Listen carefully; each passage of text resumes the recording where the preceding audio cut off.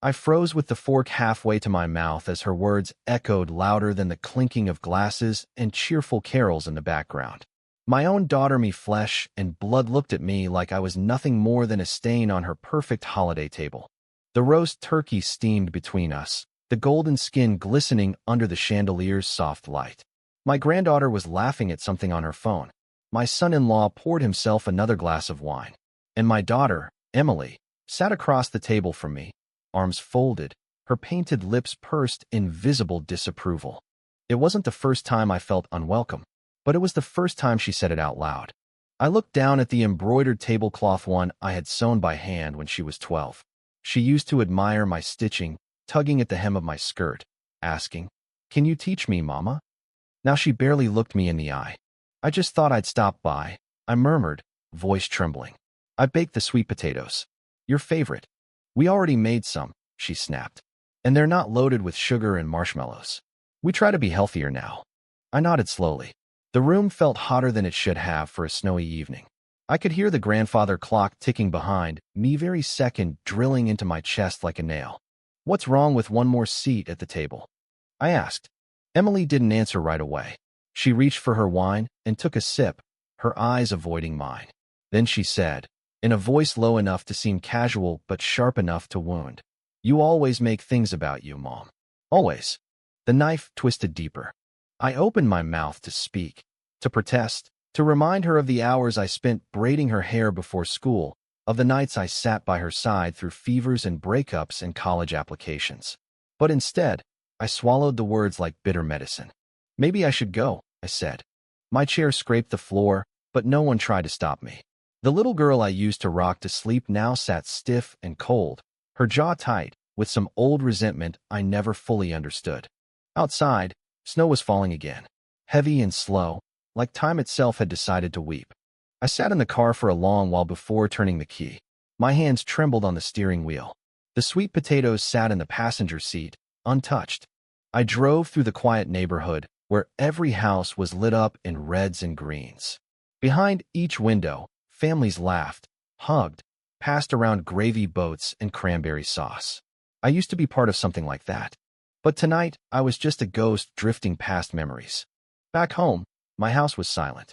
I lit the fireplace and sank into the armchair I had shared with my late husband for 37 years. He would have known what to say, or maybe he would have said nothing, just held my hand and let me cry. I didn't cry. Not yet. I unwrapped the foil from the sweet potatoes and served myself a small scoop. They were still warm. I took one bite and tasted more than food. There was love in every soft, syrupy chunk. Love that no one wanted anymore. What had I done? Where had it all gone wrong? Maybe I had been overbearing. Maybe I gave too much advice. Or maybe Emily had simply grown up in a world that told her independence meant pushing her mother out the door. The next morning, I received a text from my grandson, Alex. A simple line. "Sorry about last night, Grandma. I miss you." My fingers hovered over the screen for a long time before replying. "I miss you too." I stared at his message until my vision blurred. He was 16 now. Tall, awkward, full of opinions, but he still remembered the bedtime stories I used to whisper when his mother was out late working double shifts. I looked around the house. There were boxes in the attic labeled Emily's drawings and first-grade poems. I hadn't opened them in years. Maybe I would today. In the dusty attic, I found the memories waiting. I pulled out a folder labeled Christmas 1997 and opened it. Crayon drawings of snowmen and crooked Christmas trees filled the pages.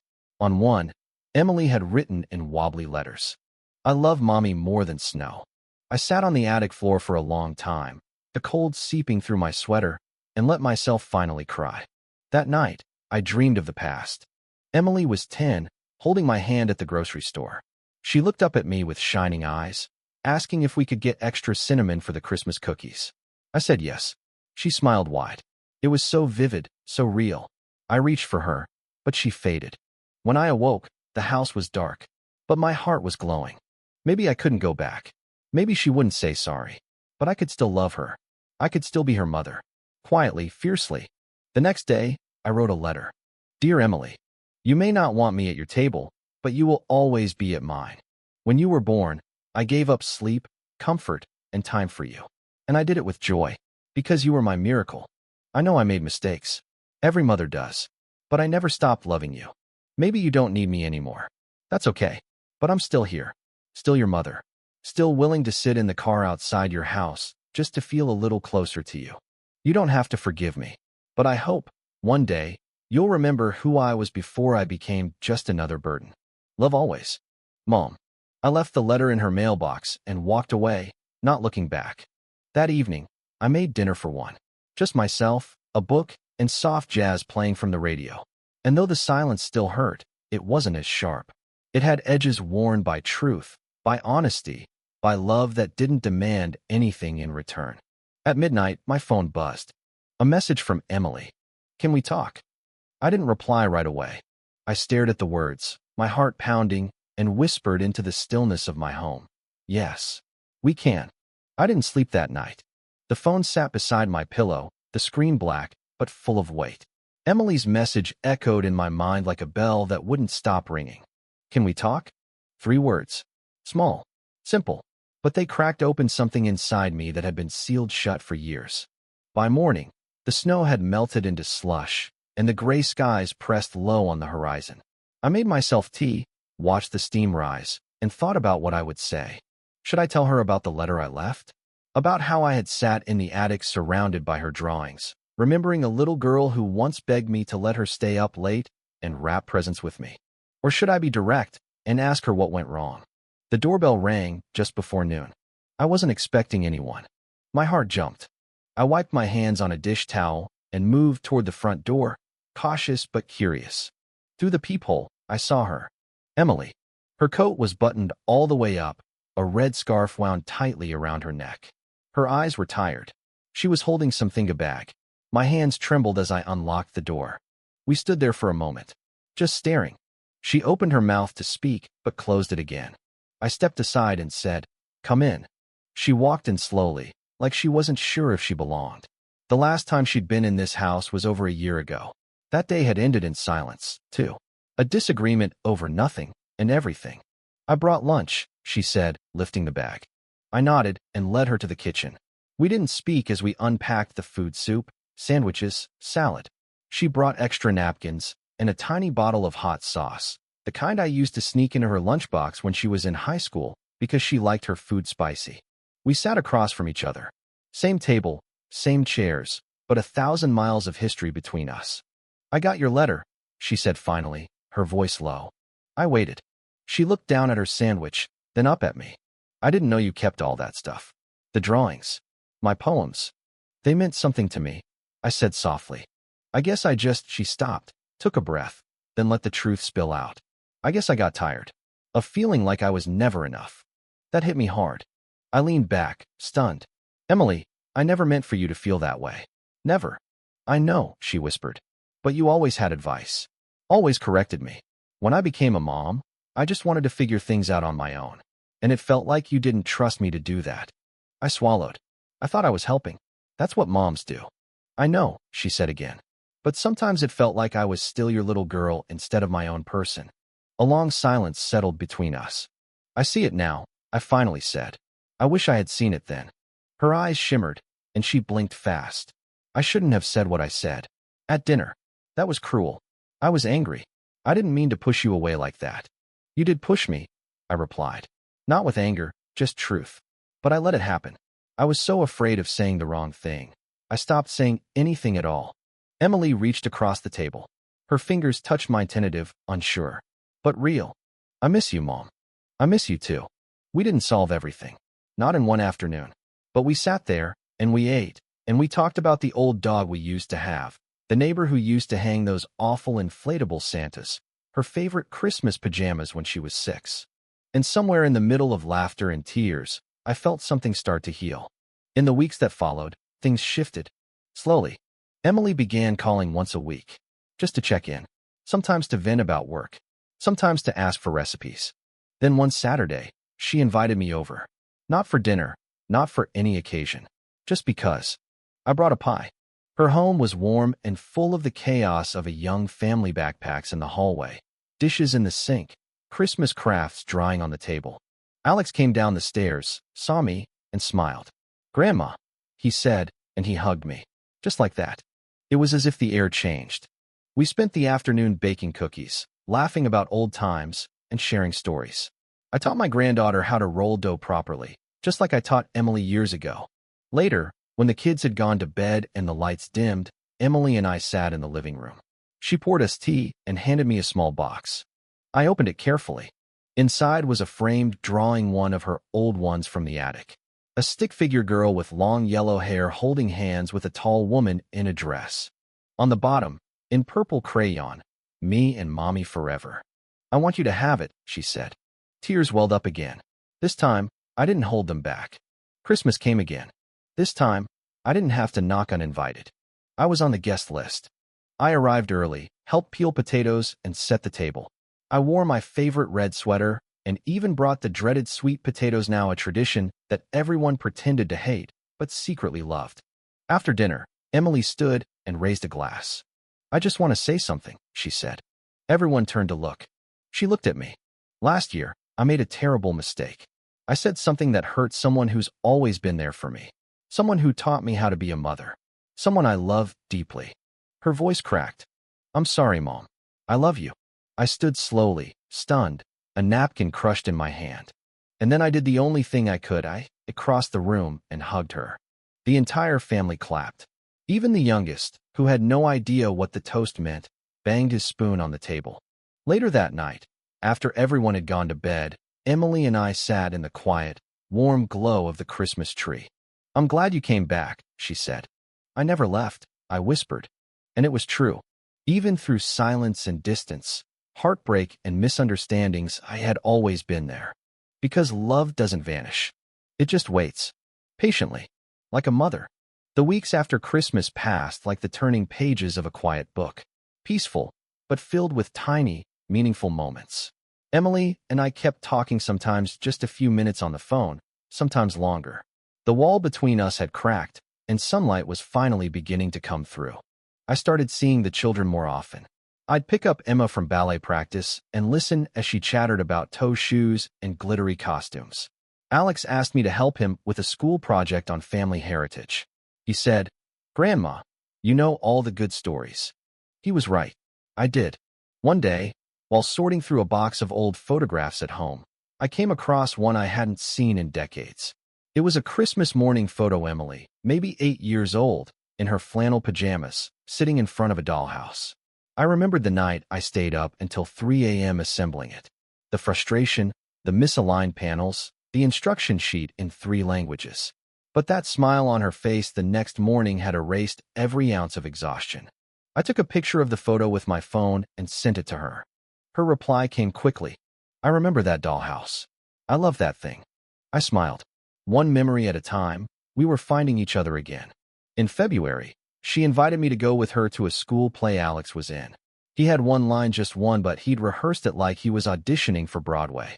That night, as I sat between Emily and her husband in the auditorium, something strange happened. Not strange in the sense of bizarre, but strange in the way it felt familiar and new all at once. I belonged. No one flinched when I clapped too loudly. No one gave me a side glance when I asked for an extra program. Emily even reached over and fixed my scarf when it fell off my shoulder. After the play, we all went out for ice cream, even though it was freezing cold outside. The kids insisted. Emily didn't argue. We laughed in the parking lot, wind whipping our jackets, our cups of mint chip and cookies and cream starting to melt. And then Alex, out of nowhere, said, "I'm glad you came, Grandma. It's better when you're with us." I blinked fast. "I'm glad to, sweetheart." Later that night, I cried again. But this time, it wasn't sadness. It was something else. Something warmer. Maybe joy. Spring came, and with it, a strange sense of rebirth. The trees outside my window budded with green. The birds returned to the feeders, and I found myself waking up each morning with a little more hope.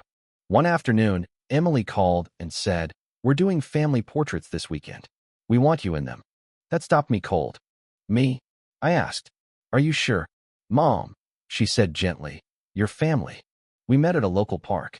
A professional photographer with a big camera and a louder laugh told us where to stand, how to smile, how to angle our bodies so no one looked too stiff.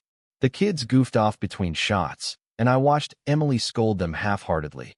then laugh with them like she used to laugh with me when she was little. At one point, the photographer said, "Let's do just the women." So it was me, Emily, and little Emma. 3 generations. I held both their hands. The camera clicked, and for the first time in a long time, I felt seen, not as a burden, not as a mistake, but as a part of something real, something that could be passed down and remembered. On Mother's Day, Emily sent me flowers. Yellow tulips. My favorite. The card read, "Thank you for everything I never understood until now." It sat on my nightstand for weeks. I read it every night. Because sometimes, healing doesn't come in grand gestures. It comes in the space between silence and forgiveness. In the quiet, choosing to love again. Summer came quickly after that. One Saturday, Emily called to ask if I could babysit while she and her husband went to a concert. "I know it's short notice," she said, "but the tickets are non-refundable, and the sitter canceled." "I'll be there in 20 minutes, I said before she even finished. That night, I made popcorn for the kids and let them watch an old Disney movie. They both fell asleep before the credits rolled. I covered them with a blanket, turned off the TV, and sat quietly in the living room until I heard the front door open. Emily tiptoed inside. "They were good," she whispered. "Perfect angels," I whispered back. She walked me to the door. Before I left, she wrapped her arms around me and said, "I love you, Mom." I hadn't heard her say it like that in years. Not out of obligation, not as a reflex, but as truth. I whispered back, "I never stopped." Sometime in August, I received an invitation in the mail. Formal, cream-colored envelope, gold trim. Inside, "Please join us to celebrate Emily's 40th birthday." It was a big party. She rented out a garden venue, strung lights between the trees, hired a jazz trio. Everyone she loved was there: co-workers, old friends, neighbors, cousins, and me. She introduced me to people all night. "This is my mom," she'd say proudly. "She raised me. Everything good about me started with her." And every time she said it, I felt the years peeling back. The tension, the years of silence, the unspoken grief. Gone. She stood next to me as the cake came out. 40 candles lit. People sang. She closed her eyes, made a wish, and when she opened them, she looked straight at me. I smiled. She smiled back. That night, after everyone left, I helped her gather up the tablecloths and fold the chairs. It was just the two of us under the lights. "Did you make a good wish?" I asked. "I did," she said. I tilted my head. "Want to tell me what it was?" She paused. Then, softly, she said, "I wished we'd never wasted so much time." I reached out and took her hand.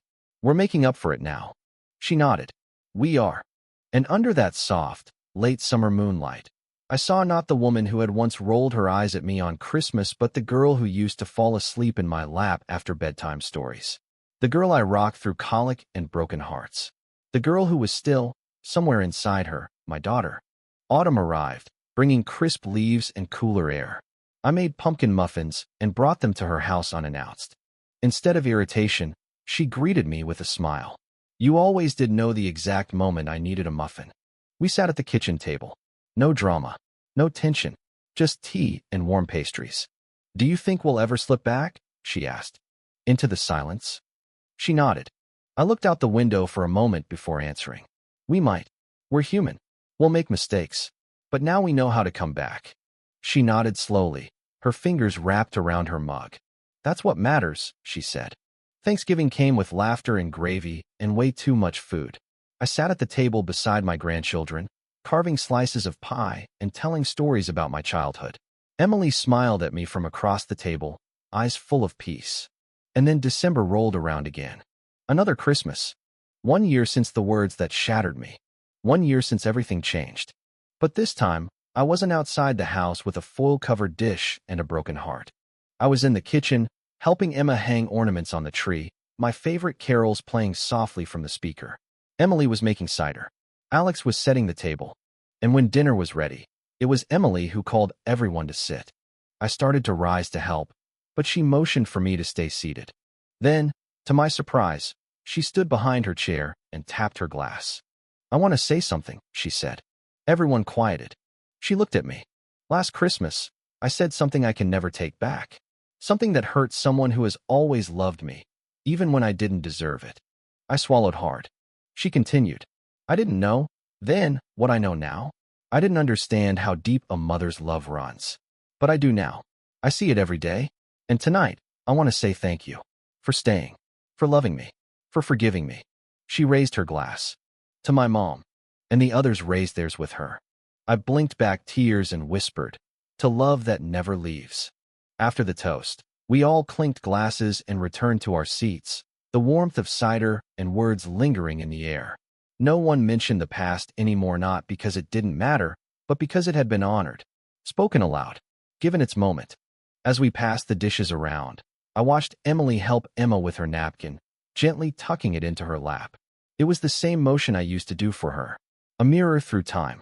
The room pulsed with life. The hum of conversation, the clatter of cutlery, the small bursts of laughter. This was what I had missed most, not the big gestures or holidays, but the simple noise of belonging. After dinner, I found myself in the kitchen rinsing dishes, out of habit more than duty. Emily joined me, holding a dish rag, hip bumped against mine like we were teammates again. You don't have to do this, she said. I smiled. I like being useful. She looked at me, then handed me a plate. You always were. Her words stunned me more than she knew. We worked in silence for a while, but it was a companionable silence, the kind where nothing needs to be said. At one point, she started humming Silent Night, and I joined her. Our voices, soft and low, floated above the running water and clinking dishes. It felt like something sacred. The next morning, after I'd stayed the night in the guest room for the first time in years, Emma crept in early, barefoot and whispering, "Grandma, want to help me with a surprise?" I sat up. A surprise for who? She giggled. Mom. We snuck into the kitchen like thieves, though we made far too much noise to actually be sneaky. She pulled out pancake mix and blueberries and gave me instructions like a tiny general. I followed every order. As we flipped the final pancake, Emily entered the kitchen, rubbing her eyes. Are you two causing trouble? Emma beamed. We made breakfast. Emily smiled, touched her daughter's hair, then looked at me. You're creating memories she'll never forget. So were we. In the following weeks, we fell into a rhythm. Emily started inviting me to more and more things: school fundraisers, Saturday brunches, even mundane errands like grocery shopping. And I showed up, not because I needed to prove anything, but because I wanted to be present. One afternoon, she asked me to help organize old boxes in her attic. We dusted off bins labeled baby clothes and college stuff. At one point, she pulled out an old tape recorder. Remember this? She asked, holding it up with a smirk. My eyes widened. You used to record yourself pretending to be a radio host. And you'd always call in with questions about gardening or cake recipes. We laughed until our sides hurt. Then, while digging deeper, she found a small box labeled simply, Mom. She paused. Her fingers brushed the lid like it was sacred. I packed this after we stopped talking, she said. Didn't want to look at it then. Thought it would hurt too much. She opened it slowly. Inside were scraps of my handwriting grocery lists, birthday cards, a recipe I had written for banana bread in 2002, a dried flower from one of the corsages I'd given her at her middle school graduation, a ticket stub from the movie we saw after her first breakup. It was a box of small, ordinary things. But it meant everything. She didn't say anything.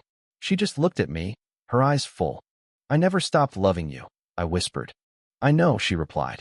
We sat there on the floor of her attic, surrounded by dust and sunlight. Two women who had learned finally that love doesn't disappear.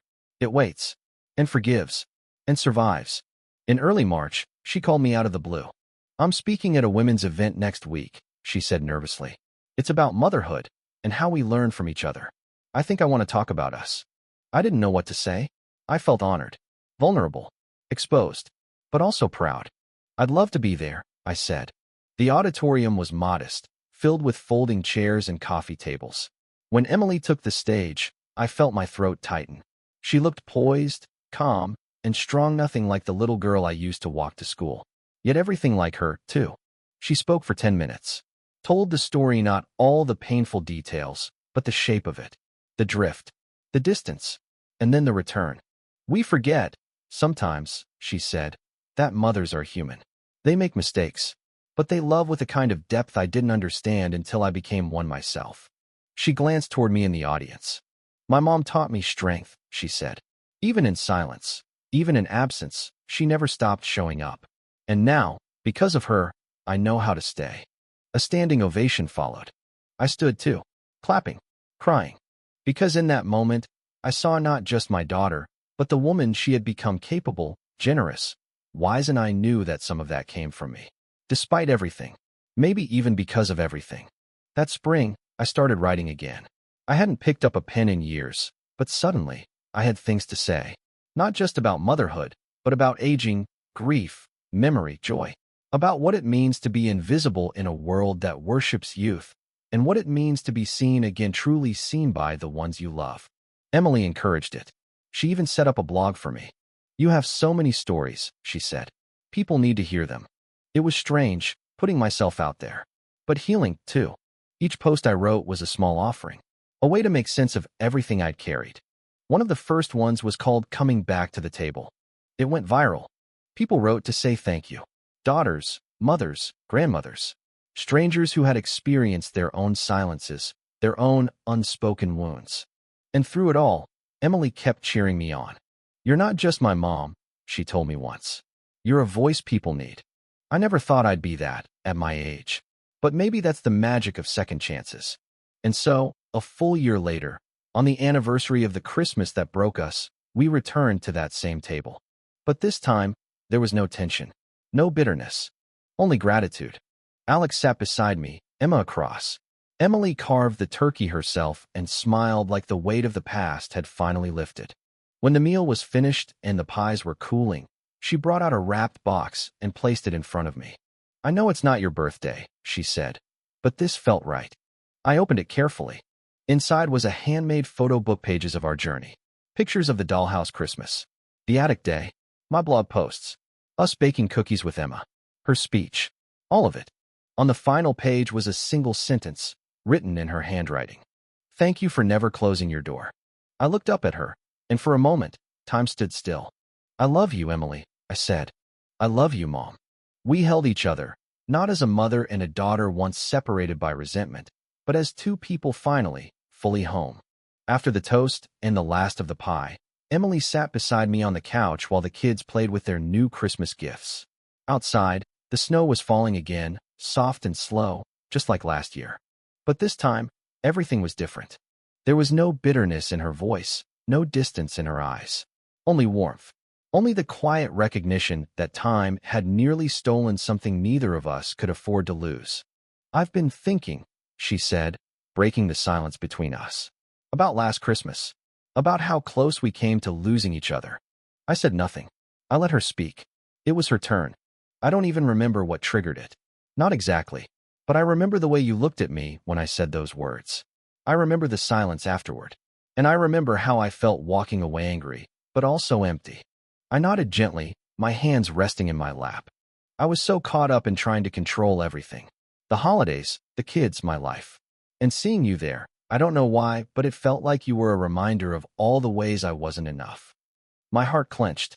Oh, Emily, that was never what I wanted to be for you. I know that now, she whispered. But at the time, I didn't know how to make space for you without feeling like I was giving something up. I've been so afraid of turning into you. And now I realize that wouldn't be a bad thing at all. She reached for my hand, held it in both of hers. You were never the problem, Mom. I was just too stubborn to admit how much I needed you. The tears came again. Mine this time. Slow and steady, no longer from pain, but from release. From finally hearing what I had waited a lifetime to hear. I've always needed you, I said. We stayed like that for a long time.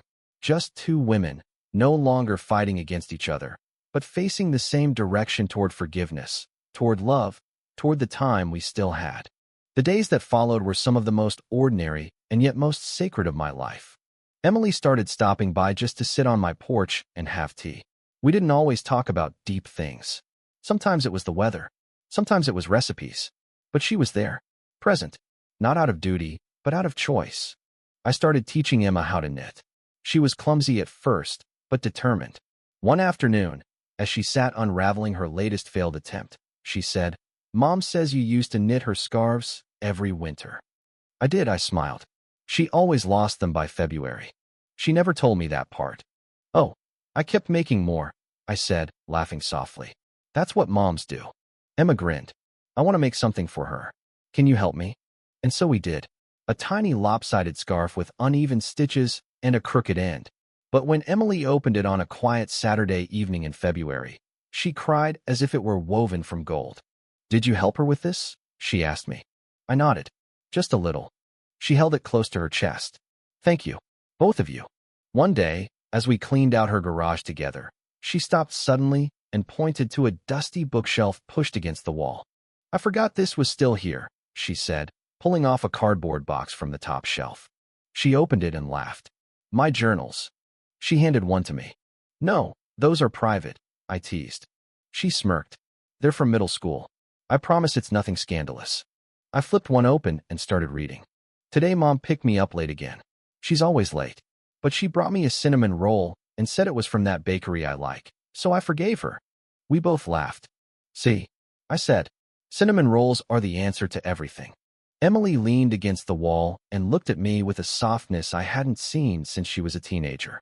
"You were late because you were working, or taking care of Grandma, or trying to stretch money that never stretched far enough." I didn't get it then. "You weren't supposed to," I replied. "You were a kid. It wasn't your job to understand." "But I do now," she said. "I see everything you carried, everything you sacrificed."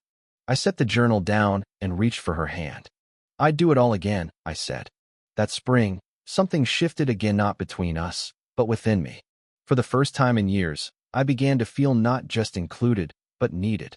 Not in a desperate way, but in a meaningful, chosen way.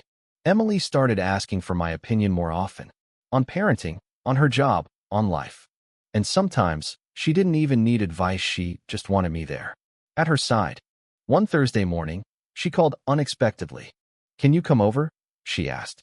"No emergency. I miss you." I drove over with a fresh loaf of banana bread and a heart so full I thought it might burst. We sat on her patio and listened to the birds. The kids were at school. The world was quiet. "I read your last blog post," she said. "The one about daughters becoming mothers." "Oh," I said, a little shy. "You did?" "It made me cry," she whispered. "In a good way." We sat in silence for a moment, the kind that only happens when words have already said enough. "I think," she said slowly, "that the hardest part about growing up is realizing your parents were just people. People doing their best. People who hurt, who loved, who broke, who mended. And yet," I added, "the best part of growing up is realizing we get to keep choosing each other anyway." She nodded. "Yes, exactly." By summer, our relationship had found a rhythm, steady and true. I took the kids on weekend adventures, fishing at the lake, pottery painting, even a small road trip to the state fair. Emily called me her co-parent in crime. I called her my second chance. In July, she hosted a barbecue for her neighbors. As I helped her arrange chairs in the backyard, she said, "You know what one of the moms in the PDA told me?" "What?" She said, "Your mother's amazing. She has so much wisdom. You're lucky." I blinked. "And I said," she continued, "I know. I forgot for a while. But I remember now." My throat tightened. But I didn't cry this time. Because now I knew. Now I believed it, too. One warm August afternoon, as we sat on the swing in her backyard, watching the kids race across the lawn, Emily leaned her head on my shoulder. "You know," she said, "for a long time I thought I had to do everything differently than you. Like proving myself meant rejecting how I was raised. And now I see I'm not here in spite of you," she said. "I'm here because of you." The sun filtered through the leaves above us. Somewhere nearby, a lawnmower buzzed. Life went on. But for me, everything paused in that moment. I held her hand, and she held mine, and we rocked slowly as the years melted away. Not forgotten, not erased, just folded gently into the story of two women learning to love each other all over again. Fall crept in slowly, blanketing the trees in reds and golds, and with it came the soft melancholy that always finds me in October. One afternoon, while helping Emily set up Halloween decorations, she paused at the top of the stairs. "I need to ask you something," she said. "Of course." She hesitated, then met my eyes. "Would you move in with us?" The question hung in the air, unreal. Impossible. Beautiful. "I move in. Not forever," she said quickly. "But maybe through the winter. The kids love having you around. And honestly, so do I." I swallowed a lump in my throat. "You're sure?" "I've never been more sure." We stood there, across a hallway that once divided us, and I stepped forward, closing the gap not just between rooms, but between hearts. I'd love to, I said. I really would. The first morning I woke up in Emily's house felt like stepping into a dream I didn't dare believe in. Emma had drawn a welcome sign in crayon and taped it to my bedroom door. Ben had left a small potted plant on the windowsill so it wouldn't feel lonely. And Emily had made coffee the way I like, strong, with a splash of cream and no sugar. I'm still not over how weird it feels, she admitted as we sipped our mugs. Having you here, but in a good way. It'll settle, I said. We're still learning each other. That first week, I took over small chores, packing lunches, folding laundry, tidying the pantry. I tried not to overstep, tried to be invisible where I needed to be, helpful where I could. But slowly, something changed. I wasn't a guest anymore. I was family again. One evening in November, Emily came home from work, clearly upset. I waited for her to speak, knowing pushing would only make her retreat. I got passed up for the promotion, she finally said. Again. I walked to her side, sat with her on the couch. You've worked so hard, I said.